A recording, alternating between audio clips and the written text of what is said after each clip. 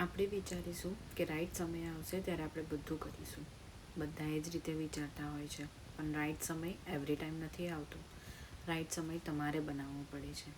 દરેક ઓપોર્ચ્યુનિટી, દરેક જોબ, અલગ અલગ ફિલ્ડનો ઇન્ટરેસ્ટ, બધા માટે આપણે ફિટ નથી હોતા. આપણે એના વિશે પહેલાં ભણીએ છીએ, સ્ટડી કરીએ છીએ, ઇન્ફોર્મેશન લઈએ છીએ, પોતાને નોલેજેબલ બનાવીએ છીએ અને પછી આગળ વધીએ છીએ.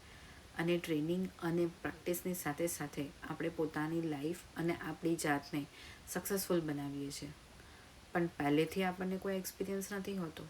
અનુભવની સાથે સાથે અને તકલીફોની સાથે સાથે આપણને એ ફીલ થાય છે કે તમે જે આગળ કરી રહ્યા છો એ તમારા માટે છે કે નહીં. દરેક વસ્તુને સ્ટાર્ટ કરવાનો સમય આપણે નથી લાવતા, પણ આપણે એ સમયને બનાવી શકીએ છીએ.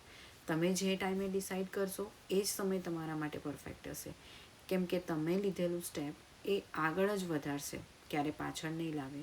અને જો આપણે ભૂલ કરી રહ્યા છે તો આપણને એ સાઇન જરૂર મળશે. આ બિઝનેસની અંદર મેં પણ એ વસ્તુ રિયલાઇઝ કરી કે જ્યારે મેં આ સ્ટાર્ટ કર્યું ત્યારે ઘણા બધા ડાઉટ્સ હતા, બટ નાવ મારા ડાઉટને ક્લિયર કરતાં અત્યારે હું એટલી એક્સપિરિયન્સ થઈ ગઈ છું કે હું બીજાના ડાઉટને ક્લિયર કરી શકું છું.